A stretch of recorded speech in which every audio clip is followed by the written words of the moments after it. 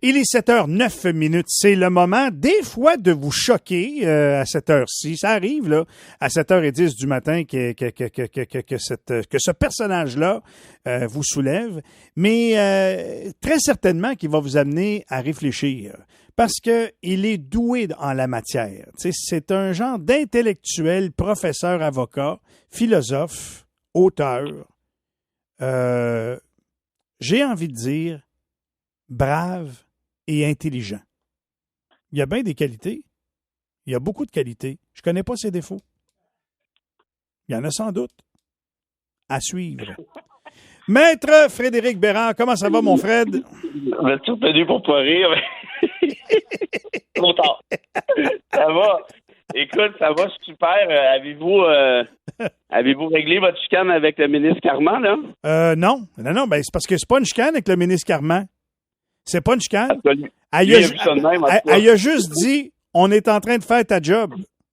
Ben, moi, j'ai trouvé ça fantastique. Oui, en attendant, c'est pas si fantastique que ça, parce que sur le bord du ruisseau, en arrière de l'aréna, encore? Hier, on a appris qu'il y en avait deux autres enceintes qui risquent d'accoucher dans le bois. Ah. Ouais. Tu sais, il y a un argument, là, je fais ça vite, que j'avais pas soulevé là, quand on s'est parlé là, de ça la semaine passée.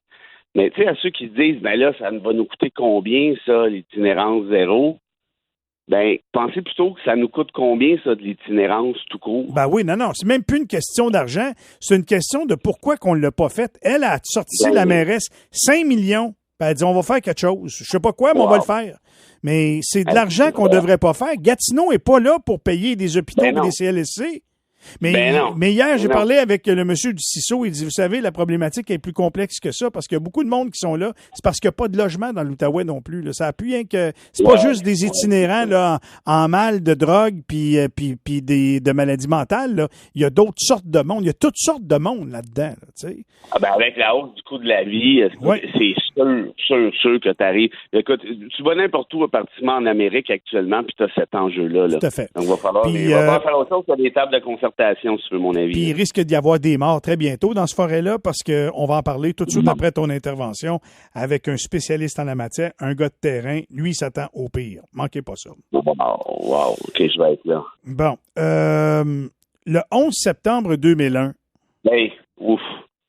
Moi, je me rappelle quand le deuxième avion a frappé la deuxième tour. On a une patronne ici qui travaillait à la station dans le temps et qui est rentrée dans la salle des nouvelles. Puis là, nous autres, on freakait parce qu'on s'est dit, hey, 2 en 2, là, c'est pas normal. Il faut qu'on s'en aille à New York. Et cette personne-là nous a dit, ben là, c'est pas la fin du monde. Oh boy. Elle est plus là, toujours? Non. OK, bon. Alors, je vais me sentir un peu plus à l'aise. Écoute, moi, je commençais mon 2e jour de stage comme avocat chez Stikeman Elliott, qui est un bureau ici au centre-ville, qui est encore là, en fait, dans la grande tour CIBC. Il y a 40 quelques étages. Puis nous, on était du 34 au 42, par exemple. Et là, ça arrive. Le premier, on était en rencontre. Écoute, moi, c'est ma 2e journée de stage. Là. Je suis pas vieux, là. Puis là, pouf, un avion vient de rentrer dans le World Trade. Qu'est-ce que c'est ça? On s'en va voir dans les salles adjacentes où il y avait des télés. Et là, on a vu en direct le 2e avion. Et là, il y a toutes sortes de choses qui se sont bousculées dans ma tête. Ça allait vite, là. Ça allait super vite. Moi, ma fille est née le 17 août de la même année. Comprends-tu? Ça faisait 3 semaines. Et là, il y a des consulats dans cette tour-là. Et le bureau disait, inquiétez-vous pas. C'est pas vraiment vous autres de décider si je vais m'inquiéter. J'ai pris mes affaires, puis je suis parti.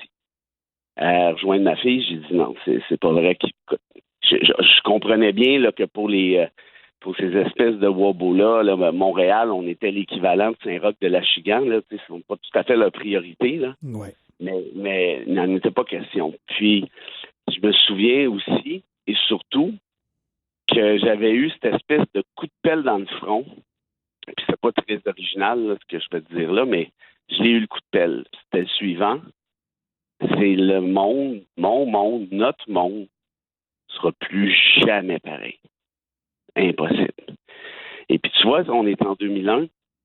Moi, je venais de finir mon bac puis ma maîtrise en droit, puis ma maîtrise en Sciences Po.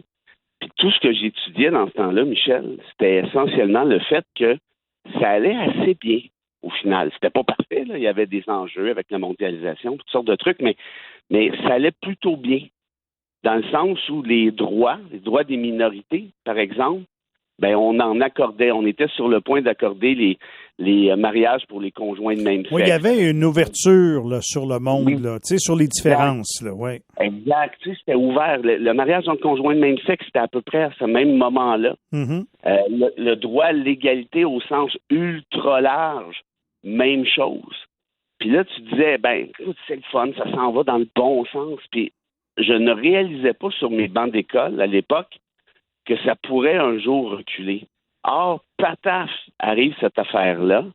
Et là, qu'on se comprenne bien, la lutte au terrorisme, c'est sérieux, je l'appuie à 100%, ça fait pas de doute. Mais là, tout de suite, quand tu as vu George Bush essayer de surfer en disant l'axe du mal, tu t'en rappelles, on les veut vivants ou on les veut morts, faisait vraiment ton cow-boy. Là, je me suis dit, ça va pas bien se terminer, là. On est débarqué en Irak tout de suite après, tu t'en souviens. Le Royaume-Uni avait appuyé les États-Unis. Jean Chrétien du Canada voulait y aller puis il reculait à la dernière minute. Mais là, quand on est débarqué en Irak, on savait bien que ça n'avait aucun rapport avec la lutte au terrorisme. C'était monté de toutes pièces. L'ONU avait même dit aux États-Unis, vous ne pouvez pas aller en Irak, vous n'avez pas ce droit-là en droit international, vous n'avez pas d'affaires là. Les États-Unis ont dit à l'ONU, toi, tu vas t'asseoir, tu vas prendre ton petit thé tranquille, puis tu vas te tasser. Puis il a dit aux autres pays autour de la table, si vous ne m'appuyez pas, je coupe vos subventions. Votre aide internationale vaut ci, puis vaut ça.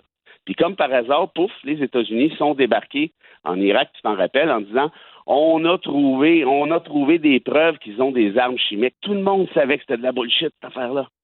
Mais on les a quand même laissés aller. C'est pour des questions, évidemment. Et puis ils ont fait croire ça au monde pendant longtemps. Là. Tu te rappelles avec Powell qui était là avec sa petite poudre de perlimpinpin. Regardez, c'est des armes chimiques. C'était une joke, cette affaire-là. Lui-même, Powell est obligé de l'admettre par la suite. C'était tout arrangé avec Dick Cheney et compagnie.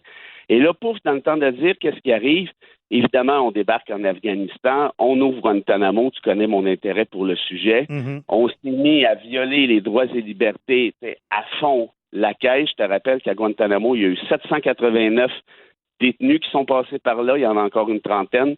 Et sur les 789, il y a eu seulement 2 condamnations. Et au moment où on se parle, Michel, ceux qui se sont fait arrêter en lien avec le 11 septembre, qui sont à Guantanamo, n'ont toujours pas eu de procès. Hey. Ça fait 22 ans qu'ils se font torturer. Puis pourquoi ils n'ont pas eu de procès? Mais je vais te dire, la réponse est bien facile. Il n'y a pas de preuve. Il y a des gens qui sont là qui sont innocents.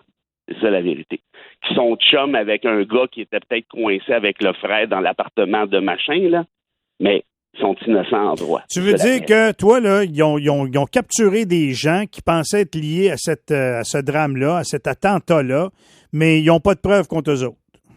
Zéro. Parce que s'il y avait des preuves, ça ferait longtemps que ces gens-là seraient condamnés. Parce qu'à Guantanamo, n'oublie pas qu'il y a un camp de justice, hein, entre guillemets, justice, là, pour condamner des gens, s'ils veulent le faire. Ils ont tout arrangé ça. Mais ils sont même pas capables de les condamner en vertu de leur justice de broche à foin. Fait qu'imagine-toi s'ils se en seraient s'ils étaient condamnés ailleurs, par exemple, je sais pas moi, à New York, justement. Ils seraient incapables de faire ça devant un tribunal sérieux. Fait que là, tout ça pour te dire quoi? Que te dire, puis là, il y en a qui vont dire, oui, mais il y en a des détenus qui sont passés à Guantanamo qui le méritaient. Ben oui, évidemment. Mais la question, c'est pas ça. La question, si tu as des preuves contre quelqu'un, ben condamne-le. Vas-y, let's go. Oui, mais ils ont juste décidé de le laisser sécher en prison, comme tu l'as si bien illustré. Là. Eux autres, ils disent, tant qu'à faire un procès, tout aussi bien de le parquer là, puis s'ils pensent qu'il est vraiment coupable d'avoir fait ça au pays de la démocratie, un acte terroriste, il séchera. Puis quand il sera sèche, on l'enlèvera. Puis je suis prêt à te faire une prédiction ici devant tous tes auditeurs et tes auditrices. Ces gens-là qui sont encore à Guantanamo, puis moi j'en ai vu quand j'étais là-bas, ces gens-là n'auront jamais de procès. Ça va pas arriver, là. Non. Fait qu'ils vont avoir passé 20, 25, 30 ans de leur vie. Dans le fond, quand tu t'en vas là, tu es déjà condamné. C'est fini. Ta vie est finie. Puis là, il y en a qui vont dire, oui, mais il y en a là-dedans des pas propres. Je comprends, mais c'est pas comme ça que ça fonctionne, le système. C'est pas comme ça qu'on veut que ça fonctionne. On veut que tu déposes des preuves. Je pense que les autres ont décidé que c'était de même, ça fonctionnait. Ben voilà. Puis là, si tu rajoutes à ça le fait suivant, Guantanamo, c'est une chose, les États-Unis, c'est une chose, mais regardons le portrait plus global. Ça s'est mis à mal aller à partir de là. Dans mon livre sur Marc-Adair, dont on a déjà parlé ensemble, moi, c'est le point de départ de mon bouquin, où je dis l'Occident a commencé à s'écrouler à partir du 11 septembre. Est arrivé quelques années plus tard les médias sociaux, et 1+1 a fait en sorte qu'on a eu un Donald Trump qui a été élu en 2016. À mon avis, pas de 11 septembre, pas de médias sociaux pour aller avec ça, pas de Donald Trump. Et pas de Donald Trump, mais t'as pas un Occident qui est en train de sacrer le camp comme c'est le cas actuellement. Quelle belle relation dans la ligne du temps. Merci beaucoup, mon très cultivé. Mais plus que jamais, je pense que ton livre, c'est un must pour tout le monde d'aller lire l'histoire de Omar Khadr, effectivement. Fred, il faut qu'on se laisse à cette heure-ci parce qu'on a une grosse entrevue sur l'itinérance dans notre coin. As-tu, après nous avoir fait réfléchir comme ça, as-tu une petite pensée du jour?